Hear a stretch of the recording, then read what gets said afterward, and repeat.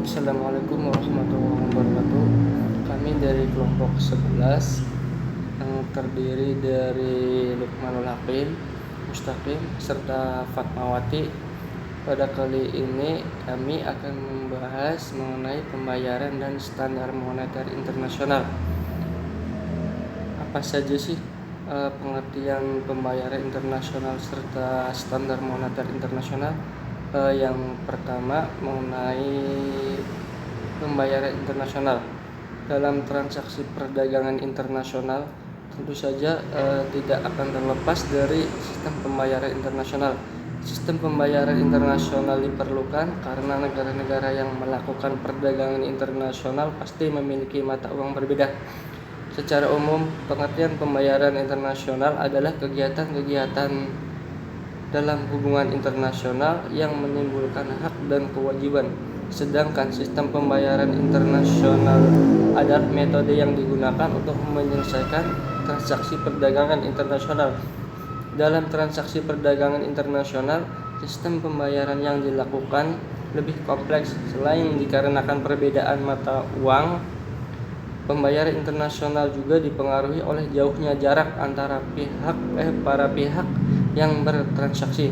Oleh karena itu, dalam berbagai macam cara pembayaran internasional, manusia mengandalkan jasa-jasa perbankan. Proses kegiatan perdagangan internasional menimbulkan proses impor dan ekspor, dan mengingat setiap negara satu dengan yang lainnya terkadang mempunyai jenis mata uang yang berbeda. Jadi diperlukan alat pembayaran internasional, diantaranya yang pertama devisa dan yang kedua valuta asing. Untuk yang devisa sendiri adalah sejumlah valuta asing yang digunakan dalam pembiayaan transaksi perdagangan internasional. Seorang pengusaha dalam melakukan transaksi ekonomi luar negeri lazimnya menggunakan valuta asing sebagai transaksi ekonomi luar negeri sebagai alat pembayaran. Valuta asing yang digunakan sebagai alat pembayaran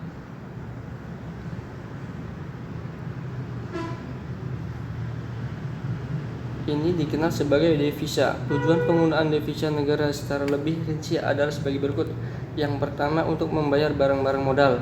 Yang kedua, untuk membiayai perjalanan dinas para pejabat pemerintah ke luar negeri. Yang ketiga, untuk membayar cicilan utang dan bunga pinjaman luar negeri. Yang keempat, untuk mendonasikan sumbangan. Oke, untuk yang selanjutnya itu ada poin B, yaitu standar moneter internasional. Standar moneter internasional adalah suatu barang atau mata uang yang diterima oleh mayoritas negara-negara di dunia sebagai mata uang dunia. Mata uang dunia ini sama halnya dengan mata uang dalam suatu negara harus memenuhi 4 fungsi uang, yaitu yang pertama ada alat tukar, pengukur nilai, alat untuk menyelesaikan uang, piutang, dan sebagai alat penyimpan nilai atau daya beli. Masyarakat internasional telah menggunakan beberapa standar moneter internasional yang berbeda-beda sesuai dengan berjalannya waktu dan perkembangannya ekonomi dunia, yaitu yang pertama ada periode sebelum Perang Dunia Pertama, dan yang kedua ada periode setelah Perang Dunia Kedua, yang ketiga periode setelah Perang Dunia Ketiga, dan terakhir ada periode 1960 sampai 1965. Mata uang lain yang bisa mempertahankan nilainya seperti yen Jepang, Deutschmark Jerman, atau sekarang bisa disebut dengan euro, atau standar mata uang gabungan negara-negara Eropa, tidak menggantikan peranan dolar sebagai mata uang dunia karena mata uang ini tidak cukup dominan. Adapun beberapa alternatif yang disarankan sebagai standar moneter internasional pengganti dolar Amerika Serikat adalah yang pertama, menaikkan harga emas, yang kedua, standar barang atau non emas, yang ketiga ada special drawing right. SDR adalah semacam uang digital internasional yang didukung penuh dengan dana cadangan atau reserve dan emas IMF. Oleh karena itu, sering dijuluki emas kertas atau paper gold karena bisa menggantikan semua fungsi emas.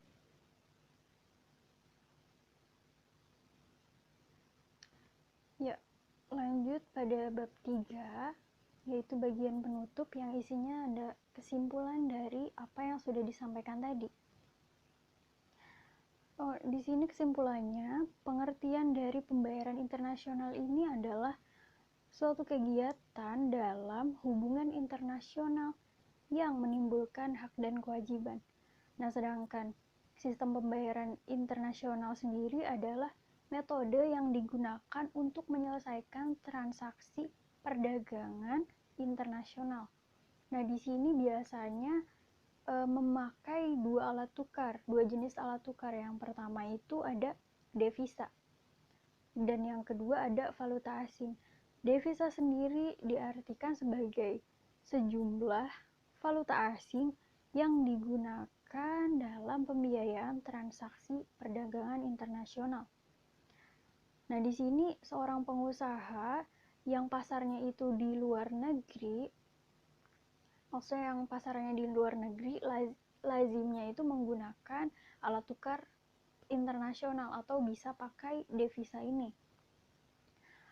Adapun valuta asing sendiri itu mata uang asing dan alat pembayaran lain yang biasanya digunakan untuk membiayai atau melakukan transaksi ekonomi dan keuangan internasional. Nah, kita juga membahas mengenai standar moneter internasional. Di sini standar moneter internasional ini diartikan sebagai sesuatu barang atau mata uang yang diterima oleh mayoritas negara-negara di dunia sebagai mata uang dunia.